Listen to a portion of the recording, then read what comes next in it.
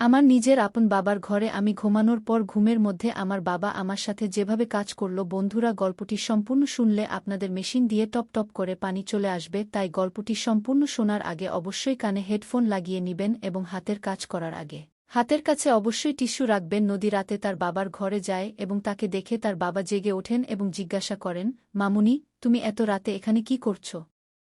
সব ঠিক তো? নদী বলে, পাপা, আমার মাথায় খুব তীব্র ব্যথা হচ্ছে এবং আমি খুব ভয়ও পাচ্ছি। আমি কি তোমার কাছে ঘুমোতে পারি? তার বাবা হেসে বলেন, হ্যাঁ, অবশ্যই মামুনি, এতে কোনো সমস্যা নেই। তুমি আরামে ঘুমো, আমি এখানেই তোমার পাশে আছি। নদী তার বাবার বিছানায় আরামে ঘুমিয়ে পড়ে এবং তার বাবা তার মাথা স্নেহে স্পর্শ করতে থাকেন। এতে মেয়েটি তৎক্ষণাৎ আরাম বোধ করে এবং ধীরে ধীরে ঘুমিয়ে পড়ে। সেদিন তার বাবা কিছুটা মদ্যপানও করেছিলেন এবং পরে ধীরে ধীরে তার বন্ধুদের সাথে। আজকের গল্পটি আপনাকে অবাক করে দেবে এবং আপনি কল্পনাও করতে পারবেন না যে একজন বাবা তার নিজের মেয়ের সাথে এমন কিছু করতে পারে। আজকের এই সত্য গল্পটি মধ্যপ্রদেশের একটি ছোট গ্রামের। গ্রামে একজন মানুষ তার ৩ সন্তান নিয়ে বাস করত। তার স্ত্রী একটি গুরুতর রোগে আক্রান্ত হয়েছিলেন। দীর্ঘ অসুস্থতার পর তার স্ত্রীর মৃত্যু হয় এবং ১ বছরের মধ্যে ঘরের অবস্থা খুবই খারাপ হয়ে যায়।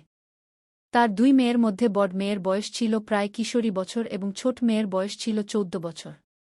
সবচেয়ে ছোট ছেলের বয়স ছিল ৯ বছর।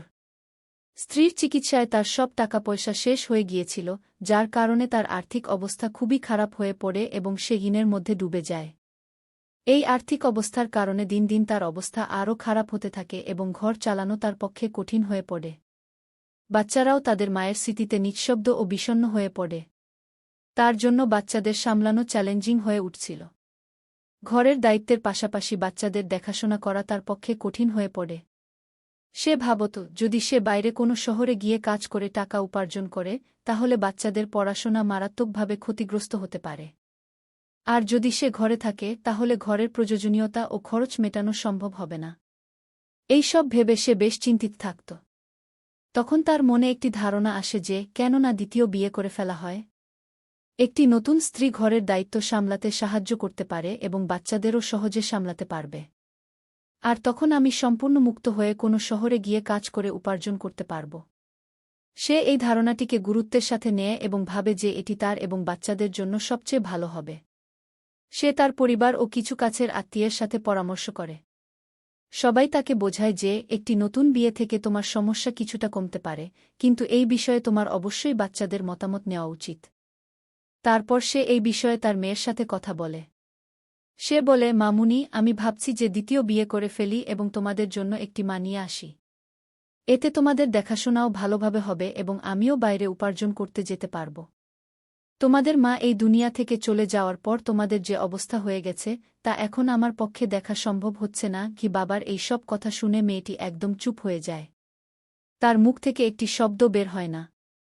তার বাবা তাকে বোঝাতে গিয়ে বলে, দেখো মামুনি, যদি আমি উপার্জন করতে না যাই, তাহলে ঘর চালানো কঠিন হয়ে যাবে এবং আমি তোমাদের পড়াশোনা করাতে পারব না। এত বুঝানোর পরও মেয়েটি চুপই থাকে। বাবা ভাবে যে তার মেয়ে এখনও দুঃখিত, পরে অন্য দিন কথা বলবে। এরপর সে সেখান থেকে চলে যায় এবং মেয়েটি চিন্তায় পড়ে যায় যে, যখন তার বাবা দ্বিতীয় বিয়ে করবেন, তখন যে সৎমা আসবে, সে কখনো ভালো হবে না।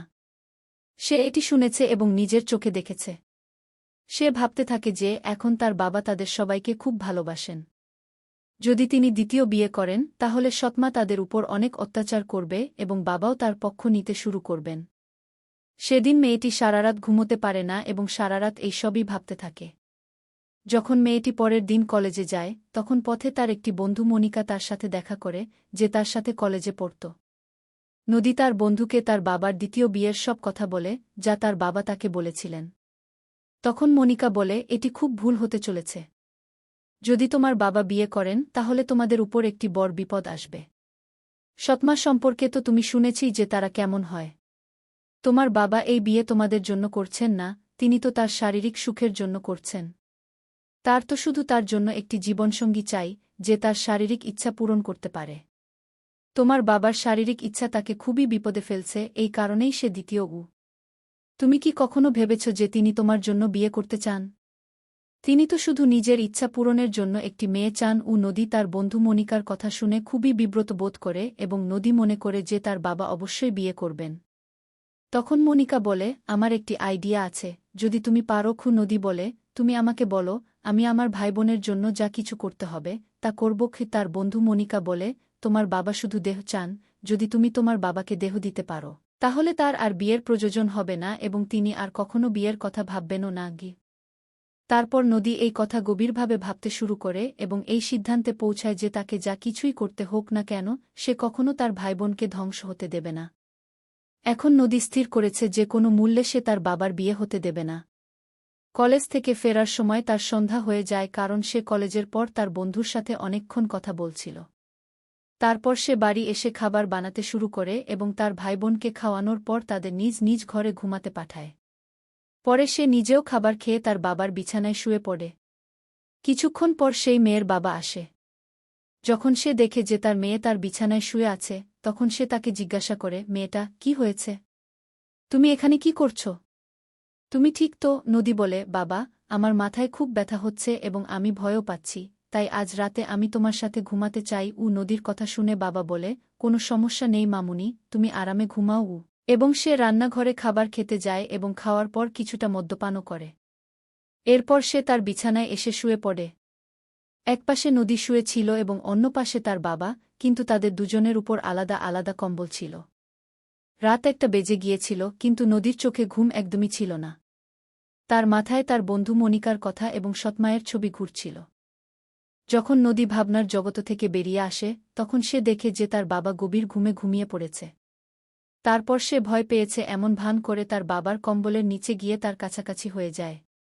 কিছুক্ষণ পর নদী ধীরে ধীরে তার বাবার আরও কাছাকাছি হতে থাকে। মদ্যপানের কারণে তার বাবাও মাতাল হয়ে পড়ে এবং যখন তার জ্ঞান ফেরে তখন তার ভেতরের শয়তান জেগে উঠেছিল এবং সে নিজেকে থামাতে পারেনি। এরপর তারা দুজনেই তাদের এই সম্পর্ক ভুলে গিয়ে কয়েকবার শারীরিক সম্পর্কে লিপ্ত হয়। পরের দিন সকালে ঘুম থেকে উঠে তারা দুজনেই খুব খুশি ছিল। তাদের কোনো ধরনের লজ্জা বা অনুশোচনা ছিল না। এরপর এই সিলসিলা নিত্যদিন চলতে থাকে। এখন নদীও এর প্রতি আসক্ত হয়ে পড়েছিল। যখনই তাদের ইচ্ছা হতো তারা তাদের কামনা পূরণ করত। এভাবে দিন মাসে পরিবর্তিত হতে থাকে এবং জানিয়ে রাখা হয়েছে যে 5 মাস কেটেছে তা টেরই পাওয়া যায়নি। তারপর একদিন নদীর স্বাস্থ্য খারাপ হয়ে যায়। সে বমি এবং মাথা ঘোরানো শুরু করে। পরে সে চেকআপের জন্য ডাক্তারের ক্লিনিকে যায়। যখন তার রিপোর্ট আসে তখন তার পায়ের নিচে মাটি সরে যায়। ডাক্তার তাকে বলে যে সে 2 মাসের গর্ভবতী। তার গ্রামের একটি মহিলা সেই ক্লিনিকে পরিষ্কার পরিচ্ছন্নতার কাজ করত। যখন সেই মহিলা এই খবর জানতে পারে তখন সে পুরো গ্রামে ঢোল পিটিয়ে দেয় যে একটি কুমারী মেয়ে মা হতে চলেছে। ধীরে ধীরে এই খবর আগুনের মতো পুরো গ্রামে ছড়িয়ে পড়ে যে অমুক লোকের নিজের মেয়ের সাথে অবৈধ সম্পর্ক আছে। একদিন তার বন্ধু মনিকা তার বাড়িতে এসে নদীকে বলে, পুরো গ্রামে জানা হয়ে গেছে যে তুমি গর্ভবতী। তার বন্ধুর এই কথা শুনে নদী খুব বিব্রত বোধ করে এবং সে কিছুই বুঝতে পারছিল না যে এখন সে কি করবে। সে ভাবছিল যে এখন তার এবং তার বাবার খুব বদনামি হবে। সে কারো সামনে মুখ দেখাতে পারবে না।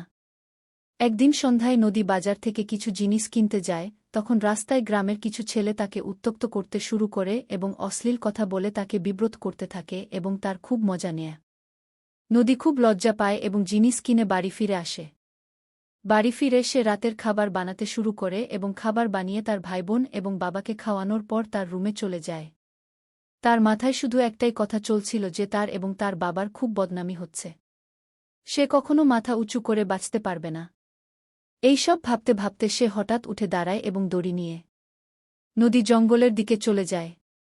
জঙ্গলে পৌঁছে সে নিজেকে একটি ফাঁস দিয়ে ঝুলিয়ে দেয়। একই গ্রামের একজন লোক জঙ্গলের দিকে যাওয়া আসা করছিল। সে যখন এই দৃশ্য দেখে তার হুঁশ উড়ে যায়। কাছে গিয়ে দেখে সে একদম স্তব্ধ হয়ে যায়, কারণ মেয়েটি তারই গ্রামের বাসিন্দার মেয়ে ছিল। তখন সেই লোক এই খবর পুরো গ্রামে ছড়িয়ে দেয় এবং মেয়ের বাবাকেও জানা। মেয়ের বাবা এবং গ্রামের সব লোক জঙ্গলের দিকে যায় এবং তাদের মধ্যে কেউ পুলিশকেও ফোন করে দেয়। কিছুক্ষণের মধ্যে পুলিশও ঘটনাস্থলে পৌঁছে যায়। মেয়েটিকে নামিয়ে পোস্টমর্টেমের জন্য পাঠিয়ে দেওয়া হয়। যখন পুলিশ জিজ্ঞাসাবাদ শুরু করে তখন লোকেরা জানায় যে মেয়েটি গর্ভবতী ছিল এবং এ কারণেই সে আত্মহত্যা করেছে। একজন লোক আরও জানায় যে এই মেয়ের নিজের বাবার সাথে অবৈধ সম্পর্ক ছিল এবং যে বাচ্চা তার গর্ভে ছিল সেটিও তার বাবার। লোকেরা নানা রকম কথা বলছিল এবং বলছিল যে ঈশ্বর যেন কাউকে এমন বাবা না দেন। পুলিশ তাকে গ্রেফতার করে থানায় নিয়ে যায় এবং তাকে শাস্তি দেওয়া হয়। বন্ধুরা, ভিডিওটি যত বেশি সম্ভব শেয়ার করুন, যাতে মানুষ এই ধরনের ঘটনা সম্পর্কে সচেতন থাকে। ভিডিওটি ভালো লাগলে লাইক ও শেয়ার করতে ভুলবেন না। এমনই মনোমুগ্ধকর গল্প শোনার জন্য চ্যানেলটি সাবস্ক্রাইব করুন। ধন্যবাদ।